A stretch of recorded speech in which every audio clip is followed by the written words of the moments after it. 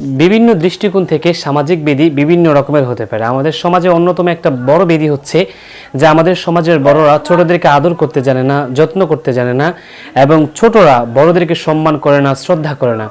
এ ব্যাপারে আল্লাহর হাবিব মুহাম্মদ সাল্লাল্লাহু আলাইহি ওয়াসাল্লাম হাদিসে কারীমের মধ্যে বর্ণনা করে তিনি বলেন, লাইসা মিন্না মান লাম ইয়ারহাম সগীরানা, সে ব্যক্তি আমার দলভুক্ত নয়, সে ব্যক্তি আমার উম্মতের অন্তর্ভুক্ত নয় যে ব্যক্তি তার অধীনস্থ যারা ছোট আছে, আশেপাশে যারা ছোট আছে তাদেরকে স্নেহ করে না, যত্ন করে না, আদর করে না, এমন যারা আছে তারা আমার দলভুক্ত নয়।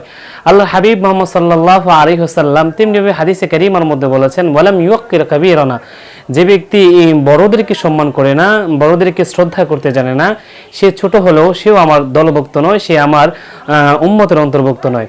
আল্লাহর হাবিব মুহাম্মদ সাল্লাল্লাহু আলাইহি ওয়াসাল্লাম হাদিসের পরবর্তী অংশের মধ্যে বলেছেন, ওয়ালাম ইয়ামুরু বিল মারুফ ওয়ালাম ইয়ানহা আনিল মুনকার, যে ব্যক্তি চোখে দেখার পরেও সৎ কাজের আদেশ করে না, যে ব্যক্তি তার অধীনস্থদেরকে সৎ কাজের আদেশ করে না এবং অসৎ কাজ থেকে বিরত থাকার জন্য নিষেধ করে না, সেও আমার দলভুক্ত নয়, অন্তর্ভুক্ত নয়।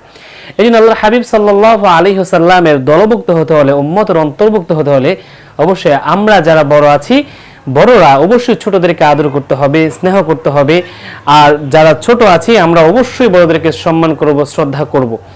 এই বিষয়টা এখন আমাদের মধ্যে খুবই অভাব। আমাদের বড়রা ছোটদেরকে দেখতে পারে না বললেই চলে, তাদেরকে দেখলেই ধমক দেয়, তাদেরকে দূরে দূরে রাখার চেষ্টা করে। আর ছোটরা বড়দেরকে দেখলেই তাদের কোনো কথা শুনতে চায় না, তাদেরকে সালাম বিনিময় করে না, তাদের সাথে আদবের সাথে কোনো কথা বলে না। এই জায়গাগুলো থেকে আমাদেরকে ফিরে আসতে হবে, তাহলেই আমরা আল্লাহর হাবিব মুহাম্মদ সাল্লাল্লাহু আলাইহি ওয়াসাল্লামের উম্মতদের অন্তর্ভুক্ত হব। রব্বুল আলামিন আমাদেরকে তৌফিক দান করুক, আমিন।